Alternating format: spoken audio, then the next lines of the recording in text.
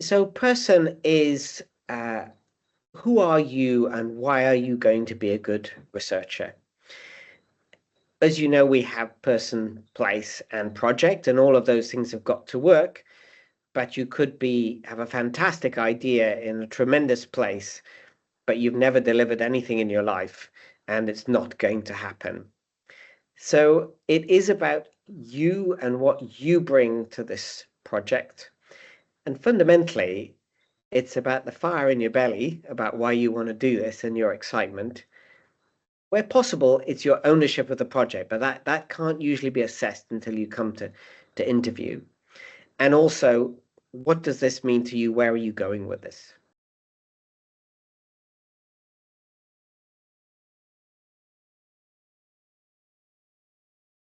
Well, things have changed a little bit. In the old days, it was just a CV, and that's what you attached, a standard CV, which said your publications, your education, your jobs that you'd been in.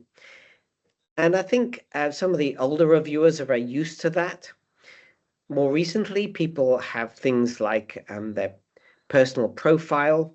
I have to say, I don't find that very helpful. I'm just being honest about it. When people say I'm a fantastic researcher and very dedicated, I think action speaks louder than words. And I think that's the way I think about it. Action speaks louder than words. So, what have you actually done as opposed to what you're promising to do? Because everyone can promise, but not everybody can deliver. So, what we're seeing more now is narrative CVs where people are describing, they're picking out pieces of their CV to show this demonstrates this, this demonstrates this. And we often see it more now in other applications where people are saying, show an example of where you have achieved this or achieved that. So what you're trying to say is things that show that you made something special happen. It wasn't just that you showed up, did the exams, walked away, and got your diploma or whatever. You you found that diploma. It was a very special one that you did for a very particular reason because you were very interested in this particular area. And in particular, it should look as if this is what you've been going for your life so far. That what you've really wanted to do is become a researcher in gallbladders. And if you've got evidence that you were interested as a medical student and you did a project in gallbladders and it spreads all the way through, or whatever that is, it shows a commitment. And it doesn't have to be necessarily the topic, but the areas of research. For example, you know, if you're going to do qualitative stuff, were you interested in qualitative stuff before that? So I think trying to show that the pieces all fit together. They never do fit all together because it is a little bit random, but they begin to fit, make them look as if they fit together so that what you're applying for is clearly the next step and show the evidence of that you are an achiever, you are a deliverer, you make things happen over and above what other people might achieve. And I should just say one thing on that, which is that achievement depends on where you've come from. And in the EDI agenda now, we are aware that there are a lot of people who've been very privileged and just basically walked into what they've done. They've been surrounded by people giving them projects. And there are other people who started from a very low base and built themselves up.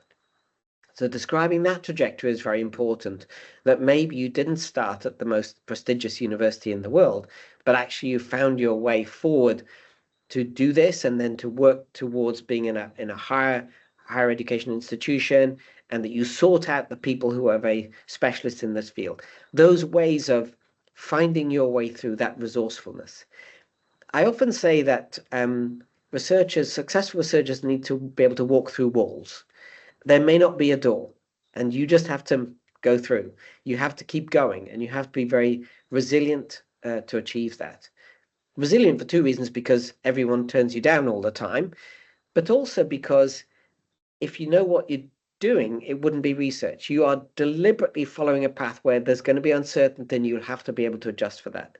So these are all the reasons why people have to be super motivated for this kind of job, show how their motivation has followed through, give examples of it, concrete examples, and try and reflect their resilience as well.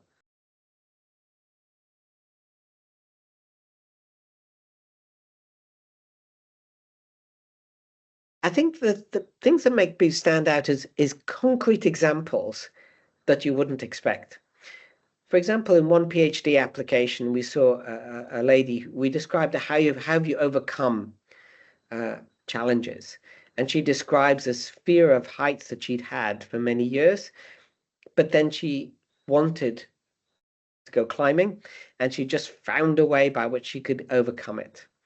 And it was really quite heartwarming to see that description, and she was very detailed about how she'd done it. It wasn't just a generalization. And she also, I think, wanted to support a family member. So it is examples that may be a little bit unusual, and it may be working around family, working about adverse circumstances that you've been dealt with. Use those very strongly, because if you found that you've had very difficult family circumstances or personal circumstances, but you've overcome those obstacles, describe how that's happened, and that adds to the strength of your application. So I think it's those things that stand out. And of course, there are things that are brilliant. People have got a first in this and, a distinction in that. And it helps a little bit at the end, the people who put there, if you have them, I don't, but those other achievements where they're kind of, hockey captain, etc., which are just examples of achievement. You don't have to have all of those things, but too often people hide their light under the bushel, and they think that some of the achievements in their life don't matter. They show resilience and they show determination, even if you don't have the perfect CV in an academic form.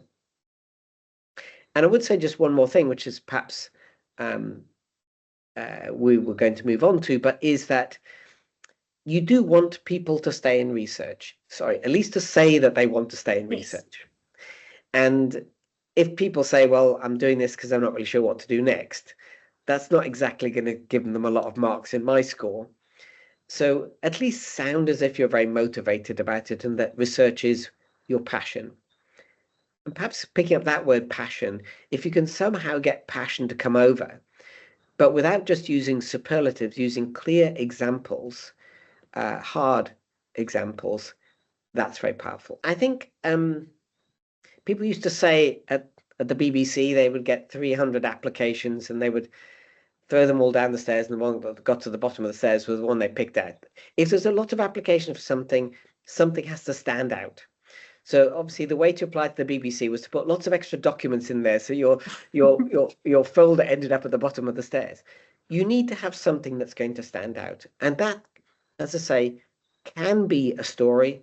It can be a narrative that's different, and people will remember that, and they'll say, I remember the person, I can't remember their name, but they had this amazing story about how they dealt with a particular problem that they'd been in, and that they'd overcome that adversity and that determination. For me, it's as much about those stories that are memorable. They might not be so easy to fit into the form, but think of ways to do it, and try them out on other people. And if they go, that's quite impressive, you'd be surprised what will stand out.